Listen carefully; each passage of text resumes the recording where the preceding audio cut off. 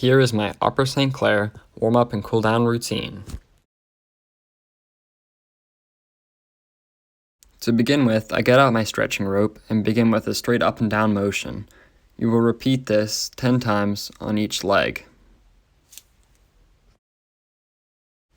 For the next motion, you will wrap the rope around the inside of your leg and pull out to a 45-degree angle. Repeat 10 times on each leg. Next motion will be the same thing but inwards, 45 degrees inwards, 10 times on each side. Next, you will get on your side and go through the running motion, catching your leg at the back to get a good quad stretch. Repeat 10 times on each side. The next couple of stretches will activate your calves, first like this with your foot further away, 10 times on each, then with the foot closer to activate different muscles.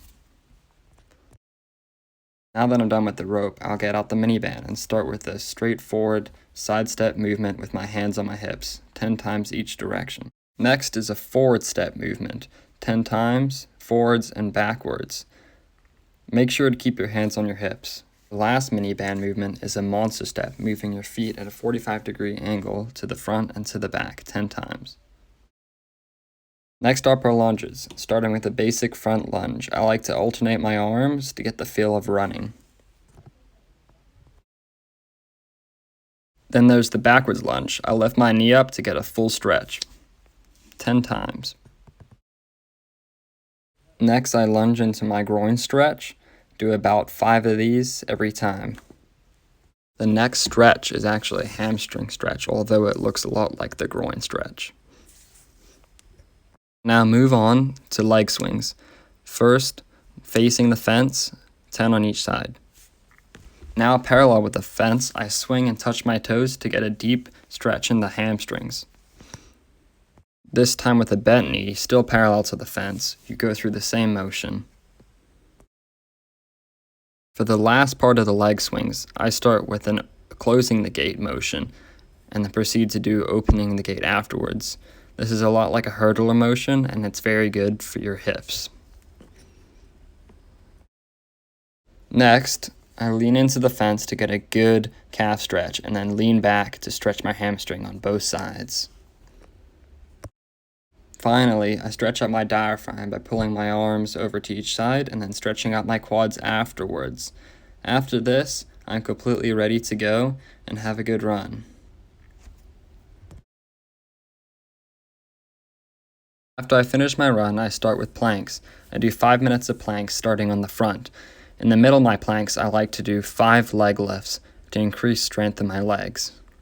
After a minute passes, I switch to the side and do 5 leg lifts there. Then on the next minute, I switch to the other side, 5 more leg lifts. Then on the back, with 5 more leg lifts after that.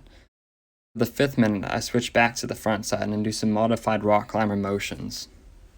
After planks, I do clams, starting with the regular clam, 10 on each side. The next clam requires lifting only the heel, 10 times. Final clam requires the knee in the air and still lifting the heel. Next up are leg lifts, 10 on each side. Then there are donkey kicks, where you swing your leg back up to the sky with your knee bent. Next up are the donkey whips, where your leg moves outwards. Next up are the fire hydrants, where you lift a bended knee up to your side. The final part of the exercises are knee circles, first going out or opening, and then after that going backwards or closing. I then stretch out the glutes by doing the pigeon stretch and the calves. And then we gotta end with 20 push-ups, so count them yourself if you really want to. There are 20 there. Well hard-earned push-ups, and you're done for the day. What a good workout.